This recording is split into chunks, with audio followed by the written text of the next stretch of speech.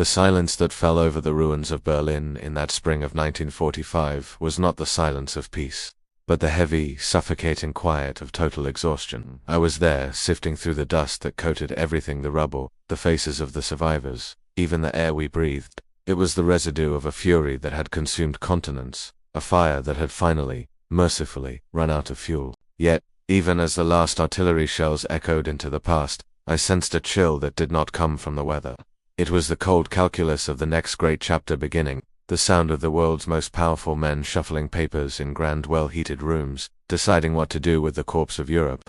I watched them arrive, these architects of victory, each carrying the weight of millions and the self-interest of empires. I saw the fatigue etched deep around the eyes of the ailing American president, the fierce possessive glare of the Soviet marshal, and the anxious theatrical stoicism of the British Prime Minister, all meeting in what felt less like a conference and more like a grim division of spoils. I recall the scent of the mahogany and the stale cigarette smoke that clung to the air in those villas at Yalta and Potsdam. It was a sharp, clinical contrast to the acrid smell of burnt flesh and cordite that had been our reality for 6 years. Inside, the maps were spread out like surgical cloths, and the lines they drew were not merely borders. They were sutures that would bind some nations in freedom and leave others bleeding out, sacrificed to the immediate necessity of an agreed-upon fragile stability. I watched as they discussed percentages of influence, percentages of territory, percentages of the future freedom of millions in Eastern Europe. My memory holds the image of those thick red and black pencil lines, drawn with such cavalier ease, each stroke sealing the fate of Warsaw, Budapest, Prague. I knew, with a certainty that chilled me to the bone, that we were not building a permanent peace, but merely freezing the conflict along a new, arbitrary fault line.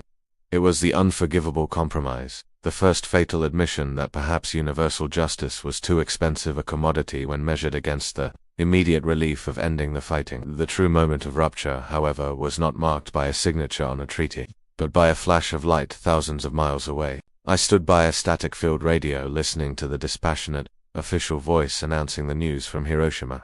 It was not the sound of a triumphant victory I heard. It was the heavy, terrible tolling of a bell that signaled the end of one age and the terrifying birth of another.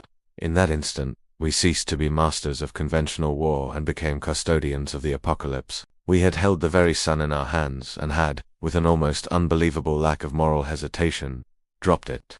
The subsequent discussions, the quiet meetings in London and Washington, were no longer about strategy or ideology. They were about sheer existential terror.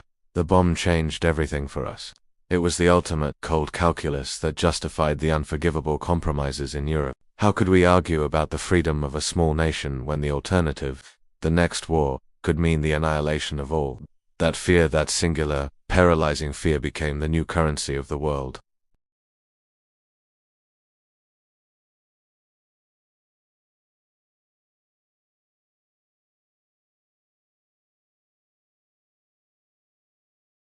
We began to build walls in the darkness, not of stone, but of doctrine, propaganda, and surveillance. My reports detailed the increasing rigidity along the new demarcation lines, the sudden silence of communication, the barbed wire appearing like a malignant vine across the heart of Germany, the separation of families and fates. I remember the letters I received from the East, coded in double meanings, filled with a sorrow that spoke volumes about the broken promise of liberation. The courage they had shown in resisting one tyrant was now being consumed by the silent machinery of another system, one that we, the victors, had implicitly sanctioned by drawing that line and walking away. The irony was a bitter taste I could not wash away. The war fought against the totalitarian impulse ended up solidifying its foundations in half a continent, all in the name of containing a potential future conflict. I tracked the development of the opposing arsenals, the relentless, mirrored escalation, our warhead for their warhead, our missile for their missile. It was a dialogue conducted not in words, but in destructive capability, a permanent high-stakes standoff where the slightest misstep could erase existence. I saw the moral rot setting in, the justification for supporting dictatorships and engaging in covert, dirty wars becoming acceptable because, we told ourselves, the alternative was worse. We traded the moral high ground for the pragmatic low road, convincing ourselves that a controlled, localized evil was necessary to prevent the global one.